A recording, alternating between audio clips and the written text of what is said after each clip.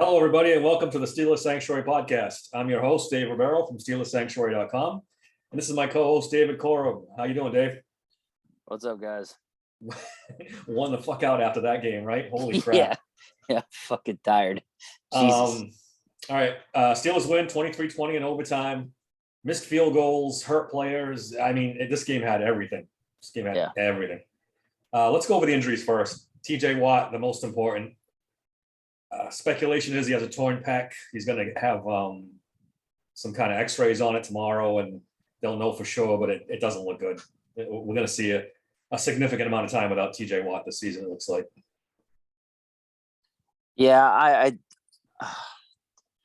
I don't. They were saying that you could read his lips that he said I tore my pec. He's not a fucking doctor. How the fuck would he know? Like, but now I've seen other things that say the Steelers think it's torn. Yeah, also. People said that he said that, and I think he just said I hurt my pec or something like that. Yeah, probably that's what he said, but they believe that he probably tore. I'm praying to God that it's like the grade of the strain is not like crazy to where he's out for he's done. I'm hoping it's like I know they say it usually takes 3 to 4 months.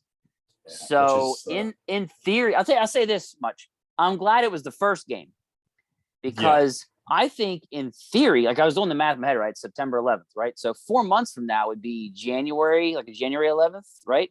October, November, so yeah. So if we would somehow make the playoffs, he could be back by then. Yeah. And that's a possibility. And they also pointed out that his brother, I'm not saying, he's like his brother, but his brother, he only took 2 months and he was back when JJ tore his. I forgot about that. Yeah. So I'm hoping that Watt genes, man. Let's hope. I'm praying to God that, that maybe either one, it's not as serious, or that maybe he heals quick, or there's a chance they might get him back in time for the playoffs if they make it. Yeah, we've talked about this on previous podcasts. It's like the nightmare scenario. If he's one of the guys they can't lose, right? TJ is so important in this defense. Without him, it becomes Malik Reed and Alex Highsmith as your two edge rushers. That's not good enough, to be honest. They'll have to go out and get somebody, I assume. I don't know how you get an impact edge rusher at this point, but I'll say this. Highsmith looked legit today. Oh, Highsmith was fantastic. He was absolutely. He played out of his mind too. You think about it, he had 8 sacks last year, right? Yeah, he had 3 today. Did he have 3 today? You're almost at half of what you had. He was going like he had his hair on fire. Excellent. So, and we talked about this, about on the last podcast. We talked about, is it going to be he's well rested, so he's ready to go, or is it, maybe he's not in football shit? We didn't. Yeah, it's gonna be, dude. Nope. He was well rested, and you could tell my man was moving. So it actually helps me feel like. I know I've been doom and gloom on them lately in general, but I actually feel like we might be okay. As long as we don't lose any more major players on that defense, I think we may be okay. To be honest. Now, I've spun the exact opposite way. If TJ Watt's out, I think the season's just about done. I think it's not the time to think about. They really, Minka, the way he played today. Oh, Minka was fantastic too. Well, let's finish the injuries, then we'll go into the game. Okay, good. It looks like Levi Wallace's injury isn't too serious. He had an ankle injury. Cam Hayward got hurt, but he seems like he's all right. DeMarvin Leal, same thing, just dinged up. Mason Cole got hurt, but he came back in, so he's okay. Robert Spillane did not return. He had some kind of eye injury. Yeah, so I saw that. He kept pointing to his eye. I'm like, what the fuck did he do? We don't know the status of that.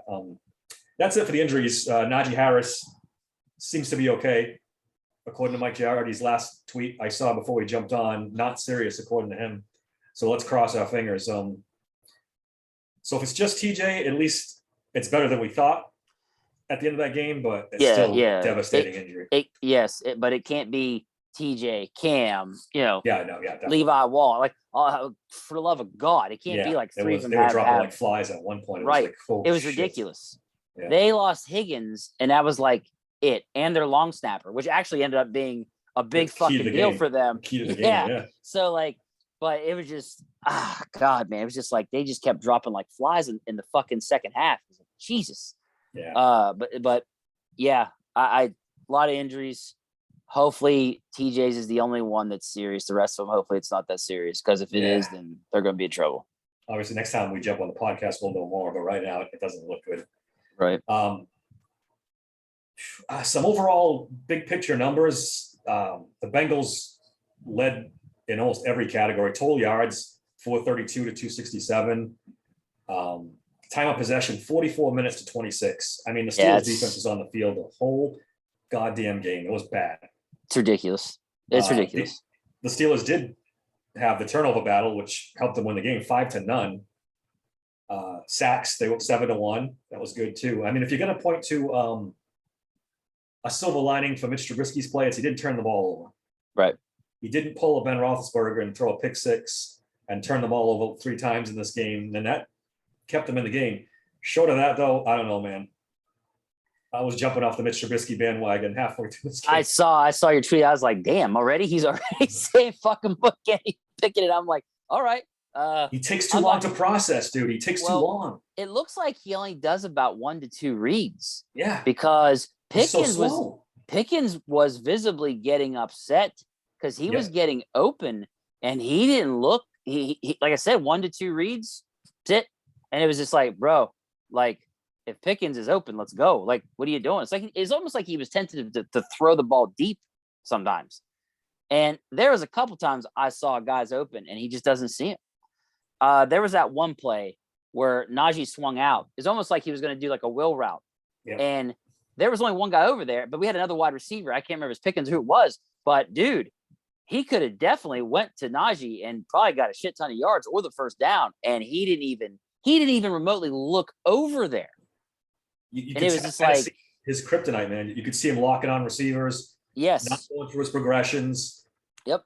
No, and I see now why he had issues before, because if you're locking onto a guy, you're going to get I honestly don't know how he didn't get intercepted today at all, to be honest.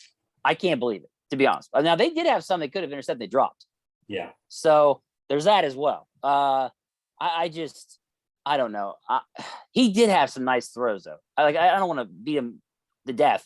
Like, he did have some nice throws on his back leg, almost getting nailed, that were pretty nice. He did have that one play where he ran out of bounds again instead of throwing the ball away and lost his 2 yards. I was like, what the hell are you doing? Yeah, there was some questionable decisions. I mean, at the end of the game, on that last field goal, he made a couple clutch throws to get them in field goal range. Yes. No, he had some nice throws, but there was also a lot more to be desired with him. That was the thing. Like if we're looking for this guy that's changed or whatever, they found something in Buffalo, they fixed him or whatever. I didn't see that. I didn't see this really, really improved guy, because if he's this much improved, the offense would have performed better. And we never would have had to depend on them fucking up 2 extra point kicks to fucking, just to win the game. Yeah. To win the game. Like, I mean, in the second half. And the play action. Somebody said it on Twitter, and I agree. If you sign Mitch Trubisky to be the pocket quarterback and stand there, you got the wrong guy. That's not his strength. The dude's athletic. Move him around. He's mobile. Move him around at all. Yep. Not as much as you'd like to see, that's for sure. Not for what his attributes are to the team, as a quarterback. Aside from scrambling for his life, there was no design rollouts. There was no. No, I saw maybe 1, maybe 2 that looked like they were designed QB runs, or it was just that the play wasn't there and he just ran. I think there was one where the play just broke down completely and he took off. It was the shovel pass. Instead of doing the shovel, he just took himself, because they were picking up on that like nothing. So, but there were some new wrinkles that I liked. I love the gadget play. Remember, we talked about this in the podcast too. I'd love to see some gadget plays. There was some of that. Yeah, there's a couple of those. I did see some new wrinkles. I liked seeing some of the things they were doing. A lot of movement, like Matt Canada's offense is going to be. They were able to do some things that I did like to see. So he just didn't make. He only made 1 to 2 reads. He didn't look for Pickens a lot. Pickens was getting pissed. Pickens, he had 1 catch, I believe. Yeah, he didn't have Pickens right here. 1 reception, 3 yards, dude. Yeah, 1 reception for 3 yards. Trubisky finished the day 21 for 38, 194 yards passing. He had less than 100 at the end of the third quarter. He had 97. I checked it as we were going into the fourth quarter. Yeah, Man, this offense looks just like last year. his rating here on Bleacher Report 78.2. Yeah. Yikes. Doesn't surprise me. Yikes. Bro, They couldn't that's run the bad. ball. No, they couldn't. The offense looked clunky. Did Najee look slow to you? I just think it's, again, dude, there are people, that play he got hurt. There were Bengals in the backfield. Yeah, they were. As he's getting the ball. 3 of them. Yeah, 3. I mean, got it's insane. Hurt. It's insane. I know one. There was at least 2 because the one landed on him. He already got his knee like bent back. I thought it was his knee, dude. I thought he tore his ACL. I was like, oh, that dude's done. Like I saw his leg get bent backwards. He's just lucky that he's that limber that he can bend like that. Yeah, right. But I don't know. The running. I was actually really confused because like these guys, when we brought these guys in, Daniels, Cole, them, that's supposed to be their thing. They're supposed to be run blocking linemen. That's supposed to be their the best thing they have. And I didn't see it at all today. Like there was no room to run whatsoever. In fact, it could be argued they are better in pass protection than they were run blocking. You could make that argument, and it wasn't much better, but it was better. Yeah. No, a little bit better. Yeah, that's what I'm saying. Like I don't know. Like it was just weird. The things that they're supposed to be, what they're better at. I didn't see it today. I didn't see it. But Najee I also Harris finished. Oh, got it. I also thought that Najee looked kind of slow. I mean, I hate to say that. I feel like he was kind of slow too. Like he'd get the ball and he was either hesitant or he just didn't hit the burst like he needed to. I don't know. He finished the day with 10 rushes for 23 yards. That's bad. Claypool led the team in rushing, 6 rushes for 36 yards. Yeah, crazy. End arounds. It's just gadget stuff. Otherwise, it's not, the running game's just non-existent, which is just, it's so bad for this offense going forward. Teams don't even respect the Steelers running game. No. They set the safeties back and they throw short and try to run against us. Yep. And they can't do it. It's becoming a real issue. And they better figure out something quick because we've changed the players. You got to run the ball. We've changed the running backs. We've changed the offensive line coaches. Nothing seems to work. It's like 3 years running now. They can't get a running game going. Nope. Because I don't think they brought in the right guys. Like I think Cole's been okay, but I'm just not that big of a fan of Daniels. I'm just not. I'm very disappointed in Daniels. I thought he was a home run free agent signing, and he's been anything but that so far this season. Speaking of O-line, how about Kendrick Green being inactive for today? I should have mentioned that off the top. The inactives. That was great. Well, that's gonna be the thing all year. They're not gonna dress him because he doesn't give them anything. He only plays one position. So what's the point? He's literally worthless. Like I just why is he even on the team? Like it's only because he was a draft pick. He was a 3rd round pick only last year. It's the only reason. It's the only reason he was drafted last year, 3rd round pick. They forbid to admit that mistake because that's how they are. But anyways, dude. The O-line just wasn't that impressive in the run game. Like I said, I could argue that they are better in pass protection, which is really strange because I didn't think that happened at all.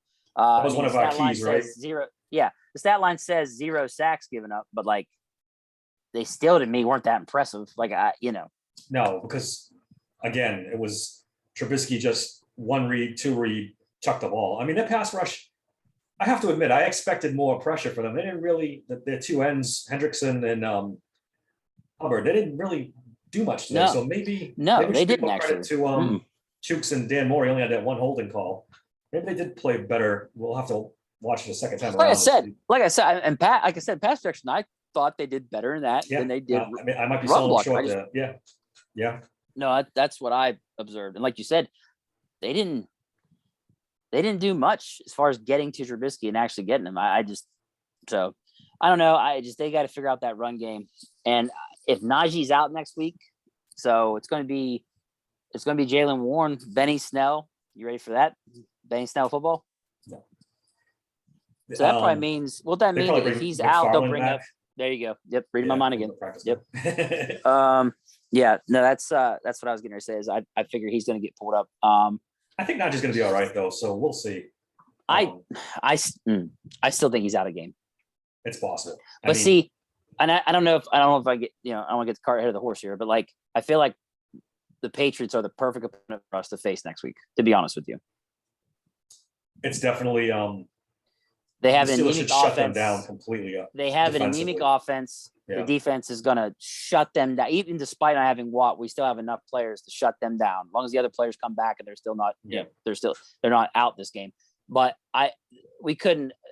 I'm glad we're facing and it's so strange to say that, it really is. But I'm glad we're facing the Patriots at Acrisure Stadium. Sorry, and I'm glad we're facing them next week because they're the kind of team we need to face. No offense, and their defense is not as good as we thought. I personally thought would be still, as you saw with them and the Dolphins today. So, yeah, there's a world where this offense could play shit for 2 weeks and they could be 2-0. That's completely possible. And that's great. Because you know what, man? Maybe we should expect. We should expect this offense to not. They still got to figure this out a little bit. I mean, obviously, there's room for improvement, and they can improve. Yeah. But they didn't show us anything today that. And they said that last year too. They said that last year too. Yeah. So, but this year, legitimately, new QB. They're now implementing more stuff that they couldn't do from last year. Couple of new linemen got to gel together still. So, I don't know. I know I'm finding every excuse in the fucking world for them, but I'm just clinging to hope that they do get fucking better. And that have to get better. Can't get worse. And we can throw the ball to my man George Pickens, who's getting open 5 different times. He was open, didn't have the fucking ball thrown to him. So yeah, and maybe I don't know, dude. I'm telling you right now, though, if Trubisky plays like this next week and in that stadium here, oh my God, he's gonna get the shit moved out. The Kenny Pickett fucking chants are you'll be able to hear them from miles away. The whole state, it's going to be. I'll be one of them. I'll be one of them at that point. He better play well. It's going to get. It just seems like to me, Kenny Pickett's a much better fit for this Matt Canada offense. He's more decisive. He's more accurate. He gets rid of the ball quick. It just seems like he's perfect for this offense, and he takes off and runs, and makes plays with his feet too. I don't know. I was a big Trubisky guy. I wanted them to sign him. The more I see him, the more I don't like it. It's so funny because 4 months ago you were so pissed they drafted Kenny Pickett. I've done a complete. I'm here to admit I was completely wrong. I was completely wrong. It's just funny to see. It's funny when you hear draft picks and you hear the breakdown on them, and everyone's giving their positives. Very rarely do they live up to every single positive that people say about them, but Kenny Pickett has. They were absolutely right. He's a veteran guy. He's played a lot of games. He's accurate. He's this, he's that, he's this. Yeah. He's been every bit of it. No, my dudes look legit all preseason. Now, I guess he had a rough start to camp. Yeah. But since then, he's caught on quick. But I don't know. Glazier, I think, said today that Tomlin plans to, no matter what, stick with Trubisky the whole year. They're going to have Kenny redshirt, and it is what it is. I think the earliest we can possibly hope for is after the bye, like we've talked about before. If Trubisky plays this way for 8 games, I don't think even a stubborn guy like Mike Tomlin cannot make a change at that point. I mean, he didn't have a problem, and he didn't have any problem hooking Mason Rudolph and Duck Hodges every other game when they weren't playing well. He was Captain Hook that whole season. True. And so I get it. Trubisky's the veteran. Give him a chance. It's only 1 game, but we'll see going forward. Yeah. The best part of the offense was the tight ends. It Pat was Freiermuth actually. And Zach Gentry. Freiermuth was 5 for 75, and Gentry was 2 for 40. And he had a great little run there. Yeah, dude, Freiermuth looked great today. He really did. A lot of those important plays that when they did make it was to him. Yeah. So, he came up big today, I thought. And Gentry, when they throw in that ball, I light up because I'm just waiting to see him run somebody. He's just so big, dude. I'm just waiting for him to run somebody the fuck over and see how many guys. He was just kind of skipping through the open field. There was nobody near him. This is awesome. It was a great play. See, there was some play calls I thought were great play calls. They really were. But yeah, no, the tight ends, I thought they did great today. We didn't see Connor Hayward at all, though. I think, he made a special teams play, I think, but that was it. I didn't see him much. out of the tight ends. I'll tell you what, I saw Derek Watt out there a decent amount. They would use him as I think when they would go full wide, they use him as the back, like as a blocker, like as an extra pass protector. Yeah, that was interesting. We had never seen that before. Yeah, so that was a little wrinkle. They were definitely introducing new things, and I liked it. I liked that they did that. I thought that was pretty cool because he is good at that. Yeah, absolutely. So, speaking of, on that first down run by Claypool, did you see that block by Jaylen Warren? Yes. I mean, he pushed that guy back a good 5-7 yards, like, just trucked him. I was like, "Fuck yeah, Warren!" I got excited on that one. Warren's an easy guy to like. He's an easy guy to like. I like that. Yeah, I like him a lot. That's the thing. Like, don't get me wrong, Najee is Najee, but like if he goes down, I don't feel like it'll be that big of a drop off. Like, I just really like this Warren guy. Like, he's got things he offers that's different that could be problems for defenses. That's just me. That's just the way I feel about it. But Deontay Johnson had a hell of a catch on the sideline, man. Dude, I've been watching like video of like the different angles of that catch. It almost defines scientific logic. How the hell he bent back like that, caught it with one hand, and somehow still pulled it in and put 2 feet in. Like, how the hell? He's so talented. Yeah. They just got to get him the ball. Yep. Yeah, and I think that's almost a problem with Trubisky is that he wants to lean on him. I don't. It's just like a trust thing, and how quarterbacks are. They got their guy. It's just that maybe you definitely, if that read ain't there, you need to look over to your right and look at the other reads to see and look for my man George Pickens because that kid deserved better today. He really did. Yeah. But I'll tell you what, though, out of all of them, I was pretty happy with Claypool too. Claypool played well. Like I said, he led the team in rushing. I saw something on Twitter on what was it? Was it on there was a play before they did the kick to win the game, I think. And DJ didn't line up on the line of scrimmage. And Claypool told him, hey, get up here because it had been a penalty if he wouldn't have been on the line of scrimmage. There was something where Claypool knew and told DJ, hey, get up here, get on the line. And it would have been a penalty. It would have fucked us winning the game, I believe.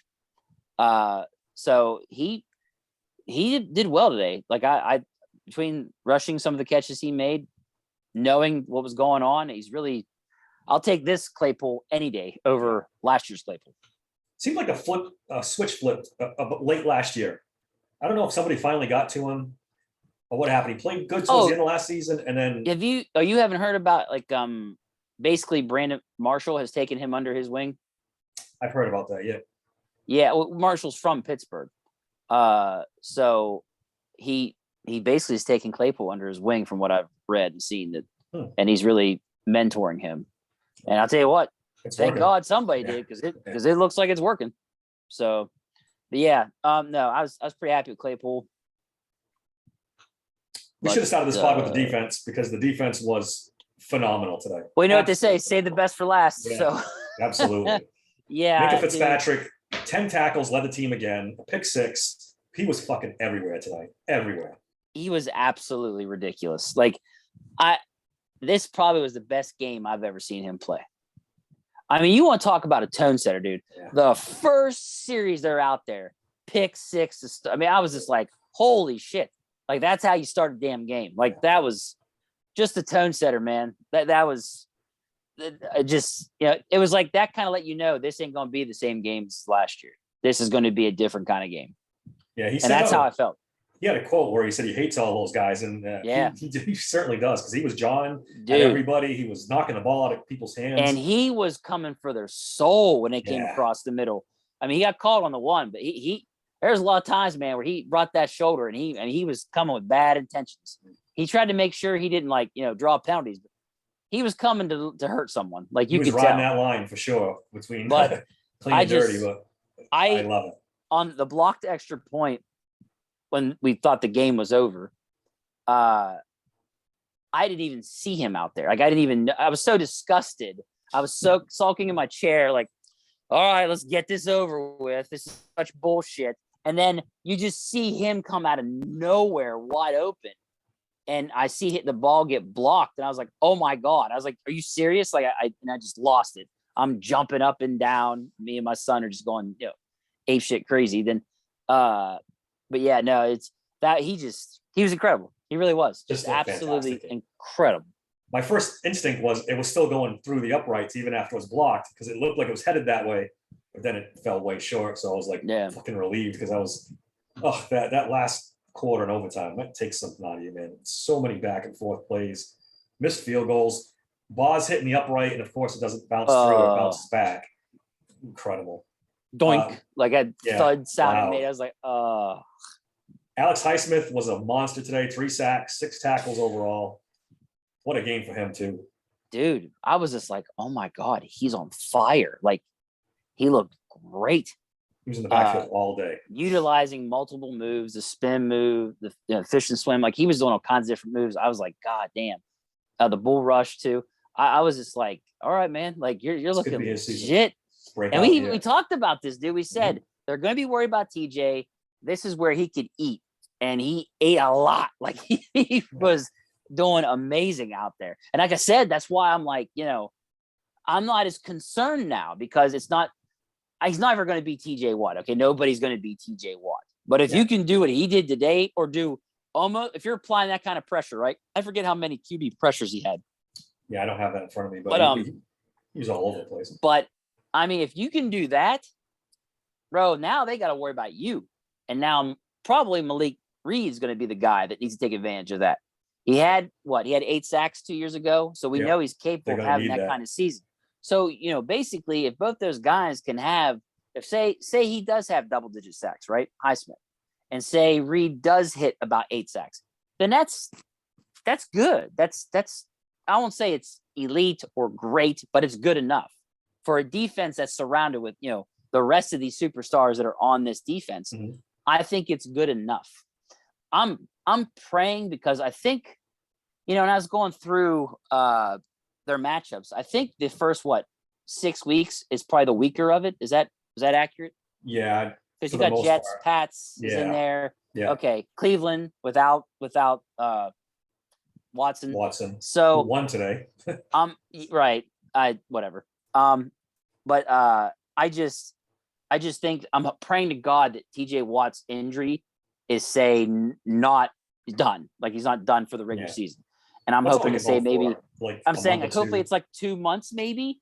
I think they could hang in there with that. I really do now. Like, I don't know. Like, I just, the way they played today impressed the hell out of me. The defense, that is, to where that'll keep them in games. They will keep them in games. Even without TJ, if Highsmith can still play at this level consistently, they'll be okay. It's too bad because Watt was on fire today. Dude. 6 tackles, a sack, and an interception. That team, like I said at the beginning of the season, healthy is elite. It's an elite defense when they're all healthy and it's ridiculous. Look what they did today. I tweeted at one point, I think Burrow was a little shook today. I think he was seeing ghosts and throwing interceptions that he normally doesn't throw. They showed him on the sideline. He was beside himself. Yeah. He was sitting there like just, I don't even know how to, he looked like a little kid whenever they're in trouble or something. Like, he was just sitting there pouting basically. And it's like, yeah, dude, you're getting your ass beat right now. And he just didn't, because sometimes, like in the beginning, he would go over and look at his little iPad or whatever, trying to figure out stuff. And then there was times he just went over and sat down and just stared off into space because he didn't, and they said tonight in his locker room, he like never took his uniform off and he just sat there and just stood into space, just for a good while. Everybody else had already showered, dressed, everything. My man was still sitting there, everything on, just thinking about that. That's how much they fucked that dude up today. Like, yeah, they were incredible. TJ was incredible. That interception when he was only standing like 5 yards away. Yeah, like holy shit. Hayward. Did you notice Cam Hayward, man? He was trucking that poor rookie guard like he was on roller skates. He was just rolling him right back in the Burrow. I just said Hayward. I was about to say Hayward, and you said it. You did it again. I mean, he's the next logical one though, because he had such a good game. He was a force. That poor, I don't know if that guard will ever be the same again for that rookie guy. He's traumatized. Yeah. I'm not even exaggerating. He was just absolutely wreaked havoc on him. And like you said, F-Force, Burrow was, like you said, seeing ghosts. There's that one time he ran into the back of his lineman. He was so scared he went to take off running and smacked into the back of his lineman and then about fell backwards. And then I think he made a pass for like he was under duress all fucking day. Like it was just such a fun game to watch when the defense was out there. Oh my God. I loved it so much. Give Burrow credit though. At the end of the game, he was like a nightmare. He was just throwing like the kid's he's a legit superstar quarterback. I ain't gonna take nothing away from that kid. That kid's amazing. Took a beating and still towards the end of the game was delivering. Yep. And that says a lot about him, man. And I respect that. You know, I'm just saying he got his ass handed to him and he still fought hard and clawed back to damn near win the game. Should have won the game, really. Yeah, twice. Yeah. 2 chances to win. And that's a fluke. Yeah. But we should with as many turnovers. Did you see that stat that the Steelers were 52-0 when having 4+ turnovers in a game over the last 50 years? Yeah, you should be. I mean, you shouldn't lose a game, and they almost did when you have. Well, I thought that streak was going to fucking end. I was like, you got to be shitting me, man. The streak of 50 years is going to end. Like I was like, wow, but no, it didn't. It didn't end. So. They did a pretty good job handling Mixon. He ended up 27 for 82. It's only like 3 yards a carry. That's not too bad. He had that one big run on 4th down. But and that was the thing. I think we talked about. We said don't let him get huge chunks. You know, allow the 3 to 5 yards, but don't allow the 8 to 15 yards. You know, and they didn't. They didn't for the most part. The run defense was much better today. Yes, Bush, it was. Everybody. Dude, speaking of, let's talk about him. He was great today. Honestly, for Devin Bush. Devin Bush, he was good today. I was very happy with him, actually. I actually saw him flying to people. And I was like, oh, my God, he's doing it. He's actually flying in there and laying the boom. This is what we need him to do. And that it wasn't the guy that I saw like laying up, like, ooh, like he used to slow down. Like he wasn't tentative at all to make contact. Like this guy came in and actually made it. There was a play where I can't remember if it was a Highsmith sack.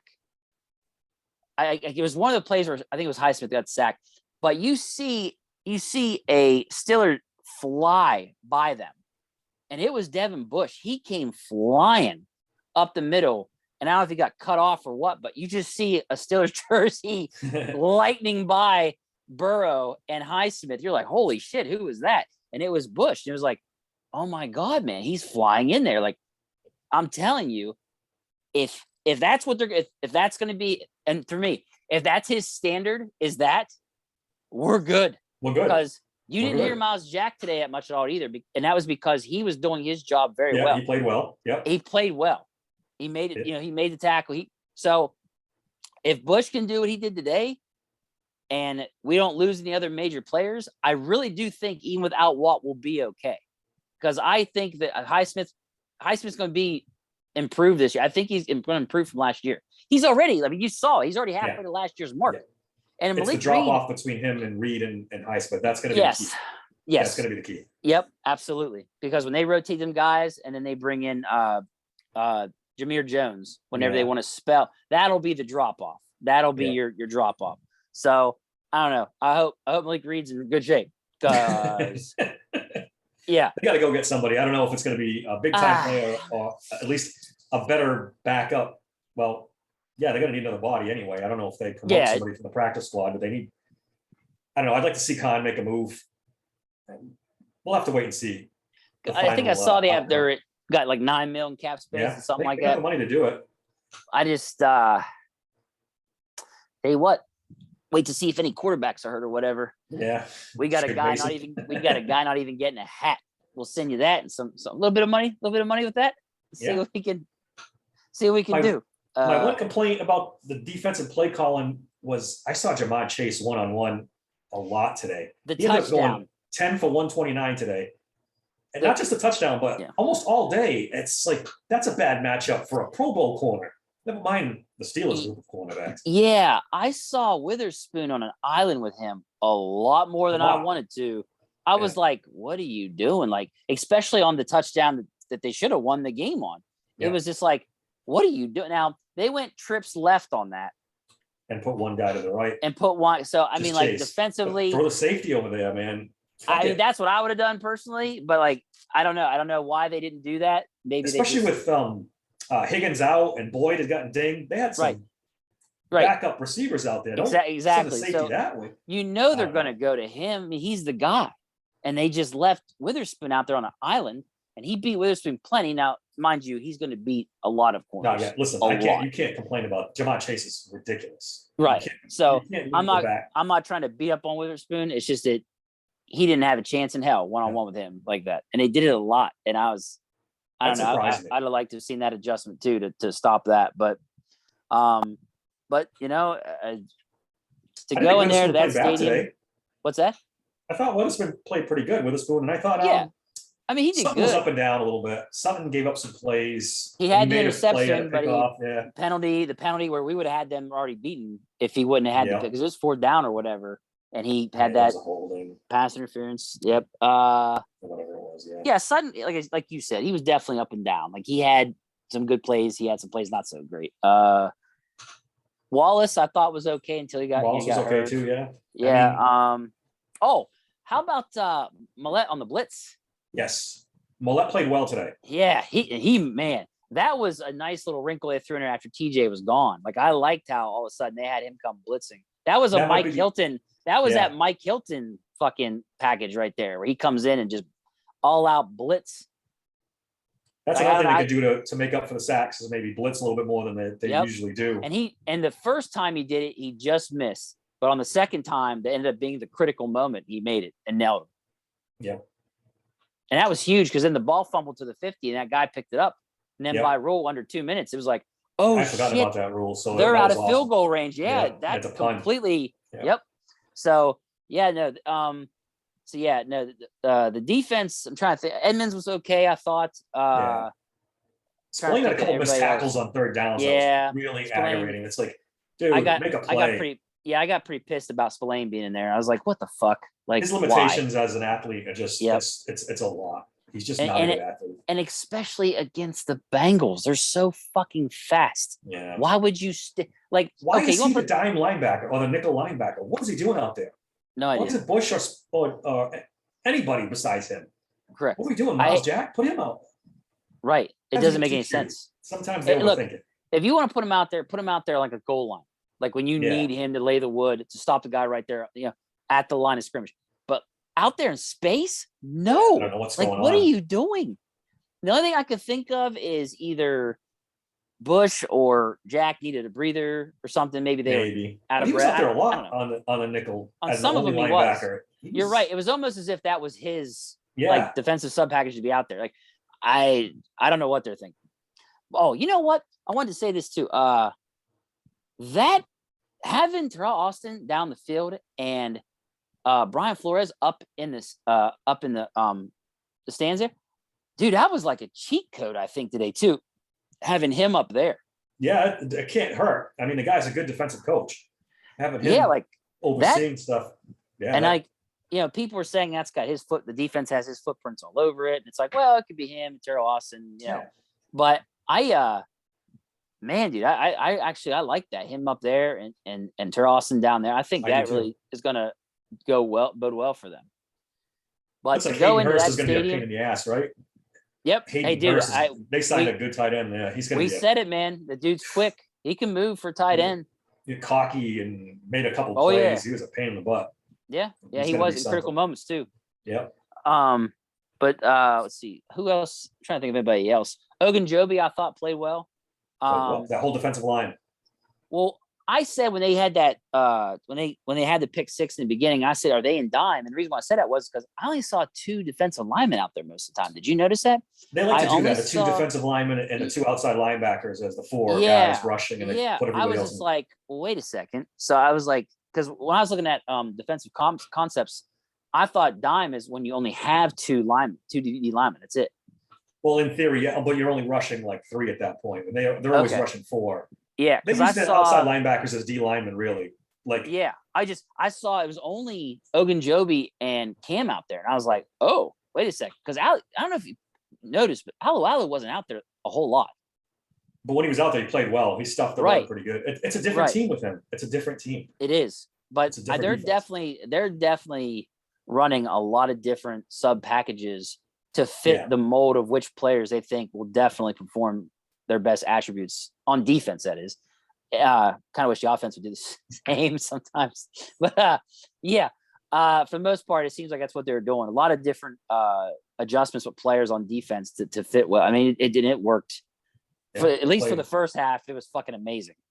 I mean, they were only going to get tired eventually, and they weren't going to be able to keep up that pace. And that's the other thing, man. Like, we can judge the defense, but bro, 45 minutes they are out there. That's incredible. That's ridiculous. Like, so to perform like they did, where they did it, and who they did it to. Yeah, on the road against that offense, it's an incredible performance. Incredible. So I'm really, like I said, I'm hoping that the offense can figure it out, and they'll be a little bit better, and that defense can be still good and can be competent. So the defense isn't on the field the whole time. Just be competent. Have a couple drives. I mean, Jesus Christ. No, I completely agree. When they were only up by 6, I was like, all you've got to do is kick a field goal. I don't know how you do it. Kick a field goal. You go up by 9. That defeats them even more. Yeah. 2 scores. Like, the game should be over with our defense. And they couldn't do it. They could not get, and you got Boz, who's got a hell of a leg. And they still couldn't get it. It was like, man, this is not good. So they'll face the Patriots next week. It's so weird to say this, but I think it's a great matchup. And it definitely is. That's who you want to face, an anemic offense with what used to be a good defense, but doesn't look like much anymore. So it's a good matchup for them, but we'll preview that on another podcast. They got the Patriots, Browns, and Jets the next 3 weeks, but then they go to Buffalo after that. So they could conceivably be 4-0. It's not. I know. I can't even believe I'm saying this right. Like, I went from saying they're 8-9 and now I'm like, oh, they're gonna go 4-0 now. Like, after the way that defense played, if the offense can just be, like you said, competent, then I think they can beat these next 3 games. And they better go 4-0, because when they go to Buffalo, I would be out of my mind optimistic if TJ was healthy, because they kind of stole a win here. They got 3 winnable games. The defense, like I said, if I talked about it in the preseason, if Devin Bush plays well and they stay healthy, they're elite. And for the most part, we saw an elite defense out there, because Alualu was good, Bush was good, and everything else falls into place. Now it's sad. It seems like every year it's a fucking injury, isn't it? Yeah, it's just that crazy. Defense can never stay healthy. If that defense would stay healthy, oh my God. But I think I agree with you. I think these next 3 games are all winnable games. Now that I've seen what that defense can do, even minus TJ Watt, I still think that they're good enough to win. If the offense figures it out, or they offense has to play better now, that puts even more pressure on them to play better. It does.